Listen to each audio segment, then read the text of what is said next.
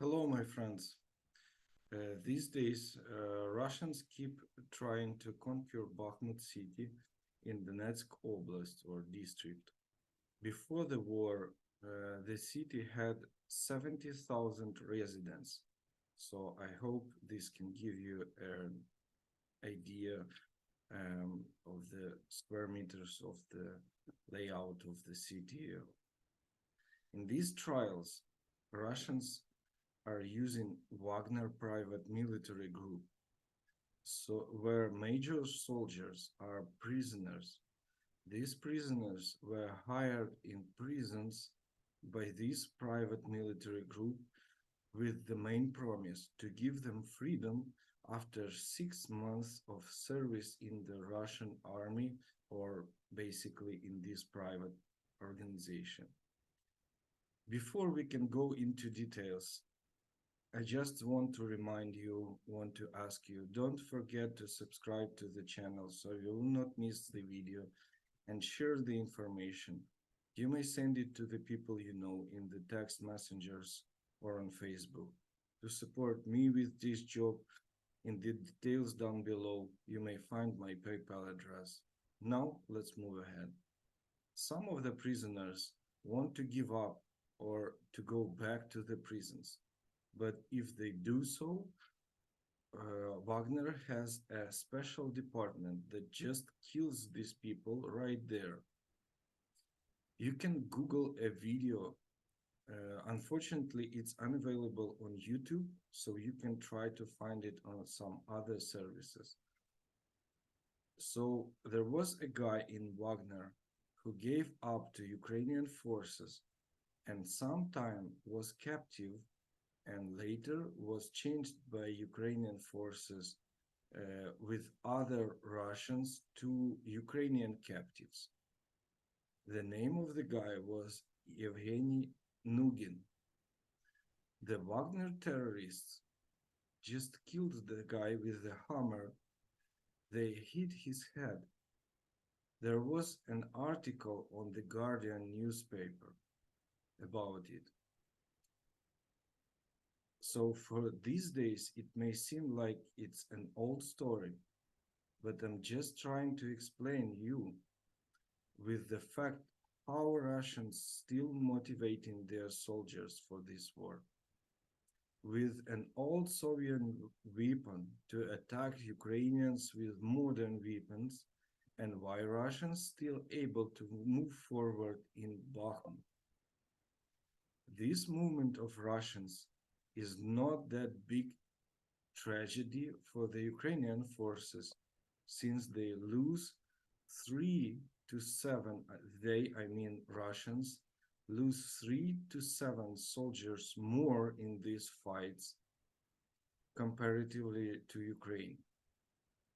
So this is the way Ukrainians try to vanish Russian forces.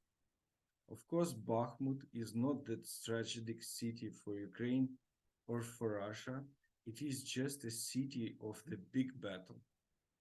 After conquering Bakhmut, Russians will try to make advanced strength and straight front line, conquer Siversk, and move to Slovyansk.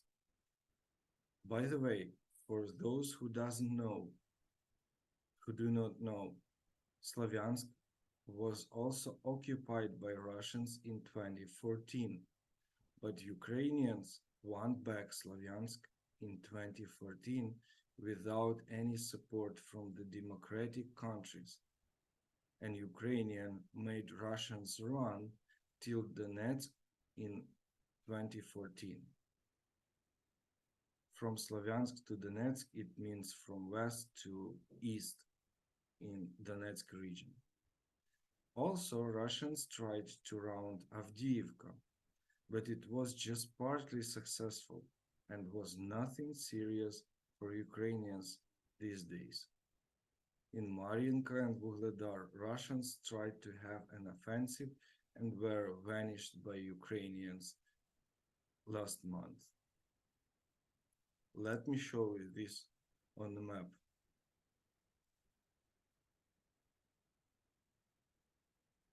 So here is Bakhmut.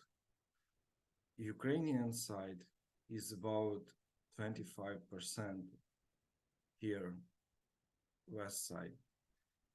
This is a kind of middle of Bakhmut, and it is river Bakhmutka, and here is a kind of whole Bakhmut. Looks like this line. What they want to do, they want to make the line straight. And then they have the same problem here in Siversk. They want to have the line straight here as well. What they did in recent days, they are trying to conquer as well Avdiivka, here new occupied territories by Russians around Avdiivka. But they had lots of losses here and partially stopped attack. What I was telling you about Slavyansk is here is Slavyansk. In 2014, Russians moved from Donetsk here to Kramatorsk, to Slavyansk. They tried to occupy all this territory, and they were occupying for some time these territories. But later in 2014, Ukrainian forces made them run till Donetsk, and the front line was here since 2014. Also, Russians tried to attack in Zaporizhia region, but this Volnovakha, Kurakhova areas, but it was totally unsuccessful. Probably some of you have heard about Vuhledar. They tried to attack from this side, but they were vanished by Ukrainian forces.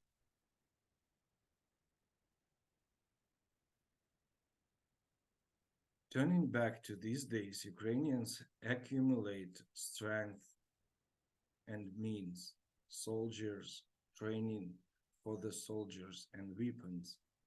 And here I want to say great thanks to all the countries and its citizens that support Ukraine. First of all, for Poland, who started to supply weapons from the first days, United States, Great Britain, Germany, France, Czech Republic, Slovakia, Macedonia, Bulgaria, Estonia, Litva, Latvia, Romania, Turkey, Azerbaijan, Canada, and Australia. Please note in comments if I didn't name a country that supported Ukraine. In total, I know it's about 40 countries all over the world.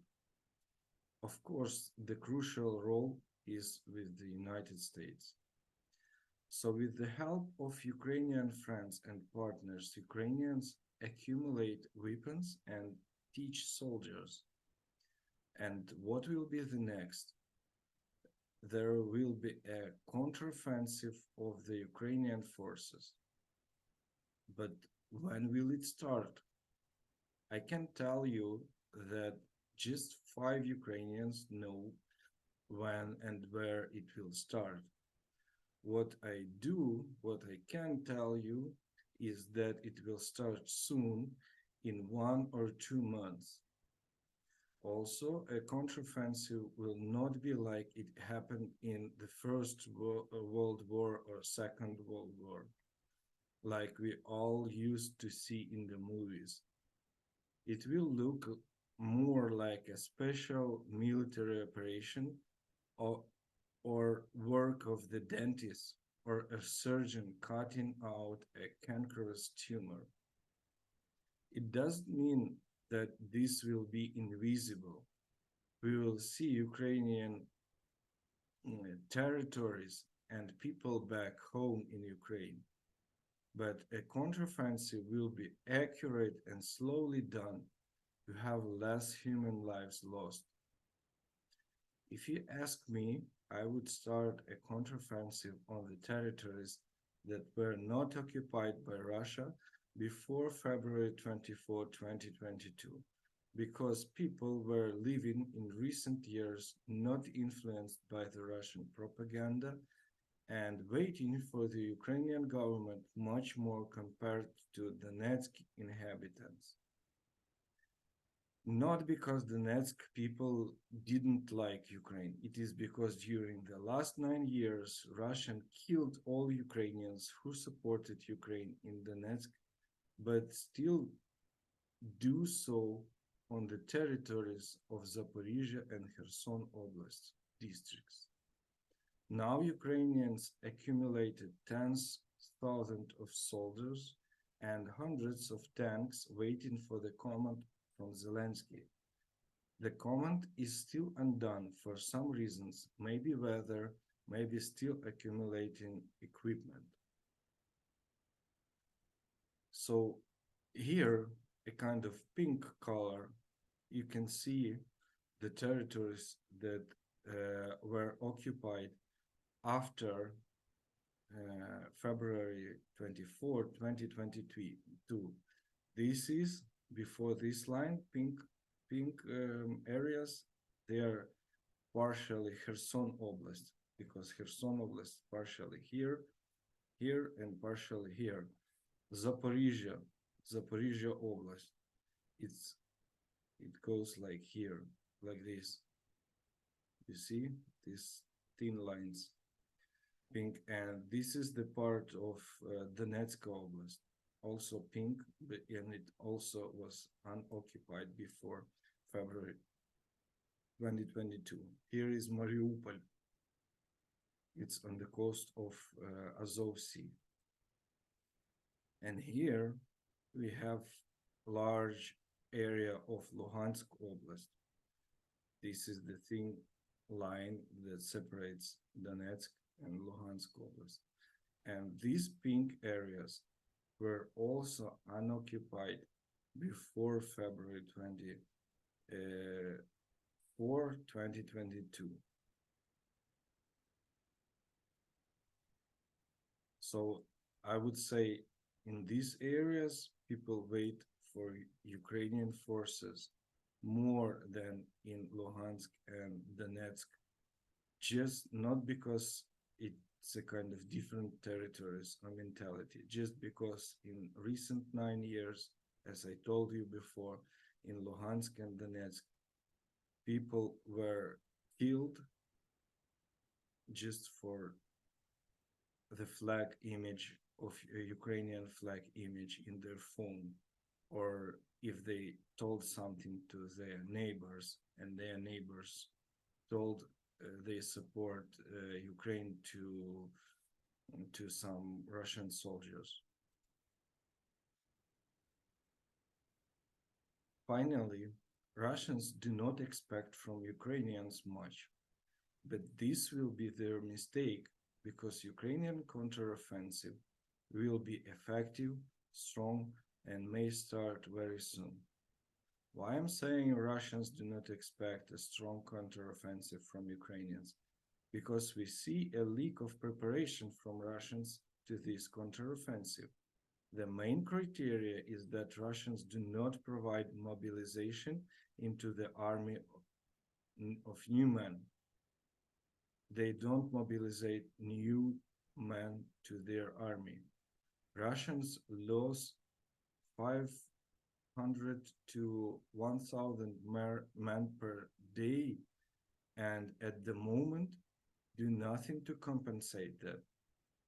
Also, Russians know that shells and missiles, tanks and other equipment coming to Ukraine from democratic countries slowly. However, the main aim of the Ukrainian counteroffensive is to create a political and economical crisis inside Russia by the counteroffensive, because we want Russians to become unhappy with their government and change the Russian governmental policy, change Putin and Russian government, change their ideas to kill Ukrainians and to spread their country wherever. To know more, I invite you to subscribe to my channel, and you are very welcome to ask me any questions down below the video. This is all for today. Bye bye.